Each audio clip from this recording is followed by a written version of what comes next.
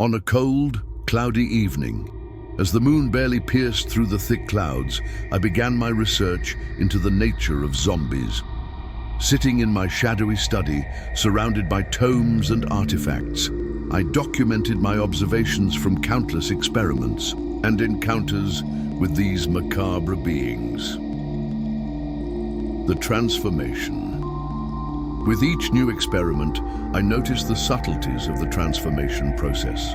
I observed life leaving a body, first as a delicate tremor, then violent spasms, until finally a peculiar stillness. Moments later, as dark energy seeped into the dead tissues, there emerged that familiar scent, a mix of rot and ozone, heralding a successful reanimation. Fascinatingly, the skin takes on a bluish-gray hue, and the empty eyes acquire a distinctive, milky sheen. Field studies, worm barrow. I recall the damp, suffocating corridors of the Undermountain, where every step echoed endlessly. The walls, covered in phosphorescent moss, cast an eerie green glow on our studies. The air reeked of decay, mingled with the incense of Garnador's worshippers. Zombies here were different. Their movements were more fluid, as if guided by an ancient intelligence. Chult jungles. During an expedition to Chult, I encountered something that forever changed my perception of the undead. In the oppressive tropical humidity, where every breath was a struggle, Rasensi's zombies moved as one entity. Their rotting bodies, covered in vibrant fluorescent mold, radiated an aura of primal magic. At night, their eyes glowed ominously, with a greenish light, while the air was filled with the monotonous groans of hundreds of throats. Experiments on retaining consciousness.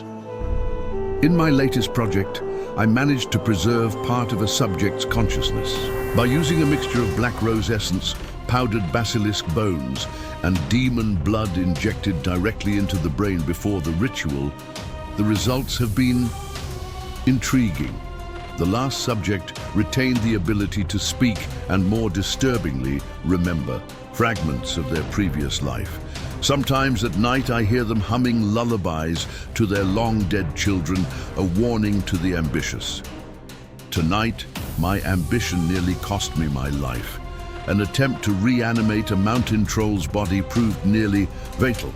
My veins still burn from the overload of dark energy, and the room spins before my eyes. I must record this as a caution to other necromancy practitioners.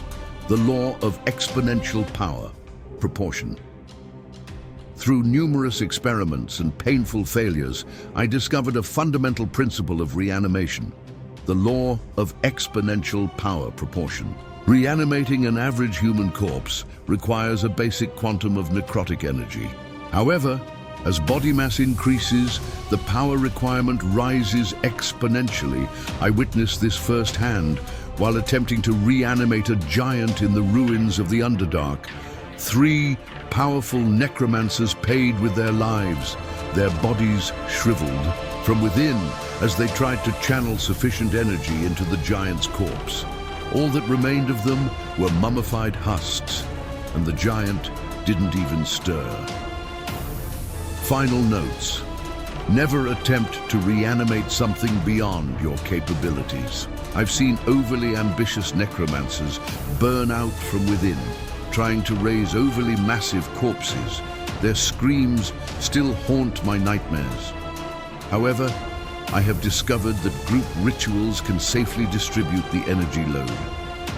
5 necromancers can reanimate a body that would otherwise kill a lone mage. The key lies in synchronizing the energy flow and precisely sharing the burden. Yet this requires absolute trust among participants. Za zrealizowanie odcinka serdecznie dziękujemy naszym patronom.